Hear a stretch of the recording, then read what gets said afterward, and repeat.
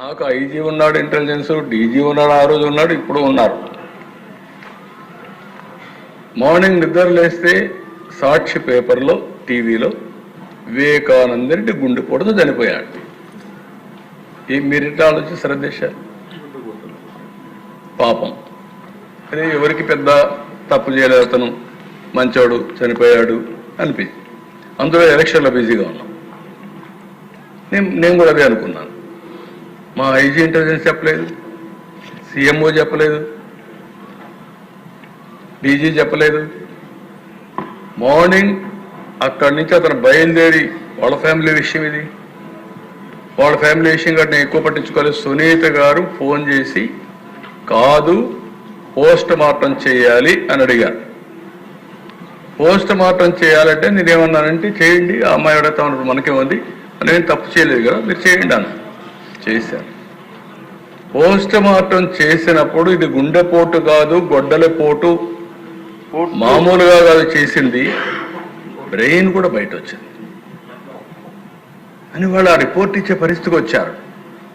అప్పుడు ఏంటా ఇంట్లో మొత్తం రూమ్ అంతా బ్లడ్, ఆ బ్లడ్ అంతా కడిగారు, బెడ్ మీద కూడా బ్లడ్. ఆ తర్వాత ఒకసారి బాధేస్తుంది ఇవన్నీ. సాయంత్రానికి మాట మార్చేసి తండ్రి లేని బిడ్డ నేను, ఒకే చిన్నానున్నాడు, ఈరోజు ఈయన కూడా చంపేశారని చెప్పాడు. ఏమనిపిస్తుంది అధ్యక్ష? మనం బిజీగా ఓసారి న్యాయం ధర్మం అనుకొని మనం కానీ ఏమారితే నిందలు ఏ విధంగా వేయగలుగుతారో ఒక ఎగ్జాంపుల్ ఇది.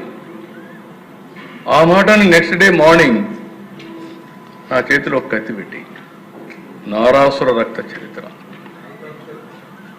దానివల్ల లాభం పొందారు పొలిటికల్గా. మీరు చేయగలుగుతామా? ఎవరైనా చేయగలుగుతాం? ఈ అవసరం అడుగుతున్నా. రాష్ట్ర ప్రజానీకానికి కూడా బాధ్యత లేదా అని అడుగుతున్నా నేను. ఎలాంటి కరుడగట్టినటువంటి నేరస్తులను కూడా మనం సపోర్ట్ చేసే పరిస్థితి వస్తే, అలాంటి వాళ్ళు రాజకీయాలకు వస్తే రాజకీయాలు ఏం జరుగుతాయి అధ్యక్ష? ఇంకా నేను చాలా మందితో పోరాడాను, కానీ నేరస్తులతో నేను ఎప్పుడు పోరాడాల? రాజకీయాలు నేరస్తుల్ని అసెంబ్లీలో ఎండగట్టాం, భయపడిపోయేవాడు.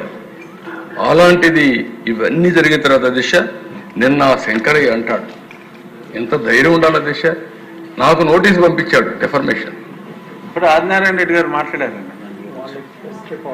ఆదినారాయణ రెడ్డి చంపేశాడు ఆ రోజు, బీటెక్ రవి. అంటే ఎంత మళ్ళీ సిబిఐ లాంటి వ్యవస్థ, ప్రీమియర్ ఇన్వెస్టిగేషన్ ఏజెన్సీ ఆంధ్రప్రదేశ్కి వచ్చి వాళ్ళ ఆఫీసర్ చేస్తే అతని మీద కేసు పెడితే హైకోర్టు పోయి యాంటిసిపేటరీ బెయిల్ తీసుకునే పరిస్థితి. తర్వాత వాళ్ళు అరెస్ట్ చేయాలని అక్కడ పోతే, కర్నూలుకు పోతే హాస్పిటల్లో అరెస్ట్ చేయని పరిస్థితి, తిరిగి వెళ్ళిపోయారు. ఇవన్నీ ఎక్కడన్నా విన్నామా అధ్యక్ష?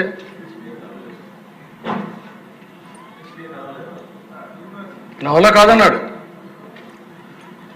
అంటే ఎక్కడికి పోయావు? నాకు ఈయన అంటాడు శంకరయ్య, ఆయన ఆ రోజు డ్యూటీలో ఉన్నాడా లేదా?